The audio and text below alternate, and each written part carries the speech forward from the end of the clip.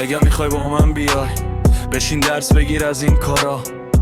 من دیگه اون قبلی نیستم، رد شدم از 100 تا دیوارا.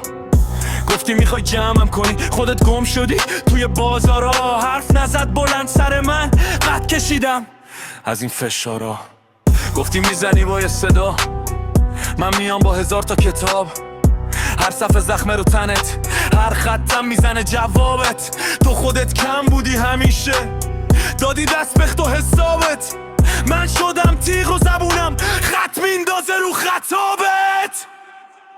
خود لاشی بودی، لاشی تر شدی. من هر رو برگردوندم، تو بدتر شدی. هرچی دیدم از تو دور، تو کمتر شدی. من زخممو شعر کردم، تو خنجر شدی.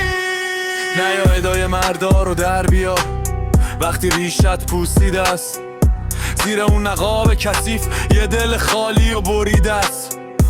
من حسابمو صاف میکنم، نه با فوش، با خط کاغذ. تو فقط دور خودت میچرخی، گیج و منفجر مثل مغزت. من شدم صدای کوچه از ته تاریکی و شب. تو شدی صدای خالی مثل اکو توی یه قاب چپ. من دیگه درگیرت نیستم، اسمتم خط خورده از زن.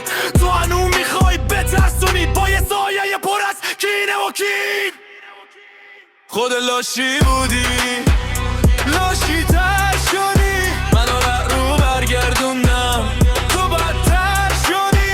هرچی دویدم از تو دوره، تو کمتر شدی.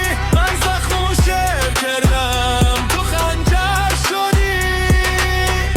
اگر میخوای راه بیفتی از همین جا شروع کن رفیق. من نوشتم رو دیوار شب قصه سقوط یه بی منطق. دیگه نم دردی میخوام، نه داستان دروغ و جس.